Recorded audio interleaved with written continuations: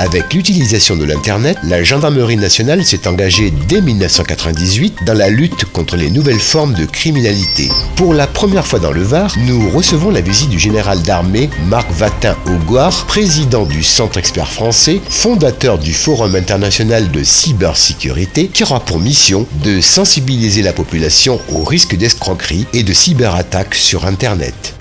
Cette conférence sur les risques potentiels des nouvelles technologies se déroulera dans l'espace Pierre Bell à La Valette du Var. C'est que de plus en plus les robots vont être dotés d'intelligence. On parle beaucoup d'exosquelettes, on parle beaucoup de pacemakers connectés, on parle beaucoup de tout. Et bien, plus ça va aller, plus on va essayer de monter la durée de vie des êtres humains et leur motricité, leur capacité. Eh bien oui, Toulon aujourd'hui c'est une étape pour moi, mais une étape parmi d'autres, puisque je sillonne la France, parfois même je vais à l'étranger, pour parler de la cybersécurité, de la transformation numérique et des enjeux.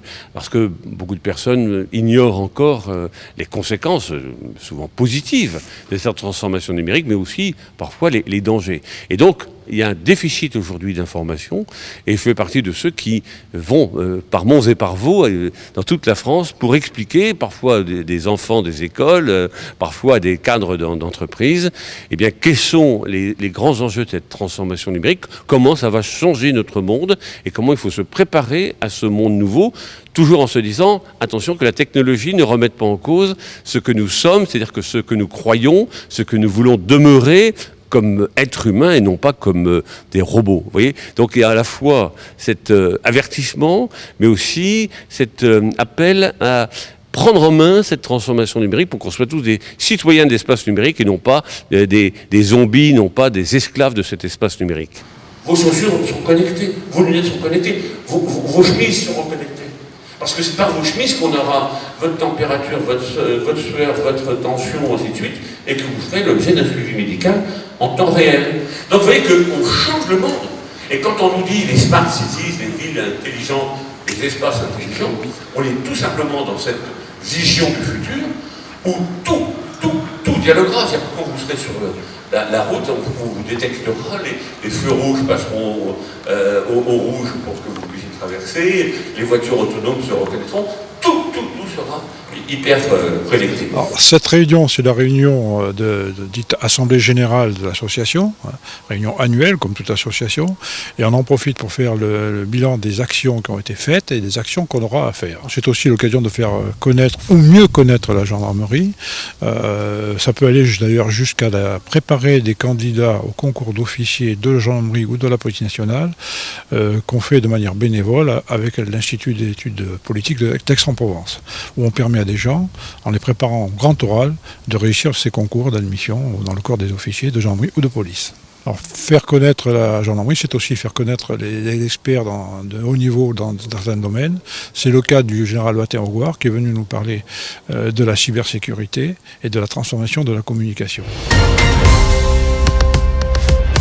En tant que nouvelle présidente des Amis de la Gendarmerie, mon rôle est de faciliter et de créer des liens entre la gendarmerie et la magistrature afin que la population comprenne le rôle de chacun. En dehors des conférences, je mène pas mal d'actions, comme par exemple j'ai acheté une caméra de surveillance, des balises GPS pour véhicules, des fanions pour le groupement de gendarmerie et aussi pour la gendarmerie maritime. Et pour terminer, donc, nous avons choisi une école à Hyères. Donc les enfants du CM1 à CM2 écrivent des cartes de Noël pour les gendarmes mobiles qui sont en déplacement outre-mer. Alors comment perçois-je les Amis de la gendarmerie de Toulon-Hyères ? La manière la plus positive possible. D'abord parce que je suis membre de l'association et d'autre part parce que je crois que cette association composée à la fois de militaires de la gendarmerie mais de personnel civil qui est en mesure d'amplifier justement le discours que je porte, qui est en mesure de répandre autour d'elle cette information. La transformation numérique, ce n'est pas un événement banal, c'est quelque chose de très important. Et plus on aura de personnes qui porteront le message, plus ce message partira vite dans les familles, dans les entreprises, dans les universités, et plus finalement notre pays, notre société sera en mesure de prendre en compte cette transformation numérique. Et donc, c'est là où on a besoin de relais. Vous voyez, il faut en quelque sorte irriguer, il faut que partout des hommes et des femmes se lèvent en disant « Voilà, j'ai entendu ce discours, voilà comment il doit être reporté, comment il doit être reproduit, démultiplier. Et ça, je crois que l'association des Amis de la Gendarmerie a un rôle merveilleux, un rôle de contact, un rôle de proximité, un rôle d'échange, de relais. Et c'est ça qu'on attend de nos amis pour qu'ils soient en quelque sorte les porteurs de tous les messages qu'on veut faire passer.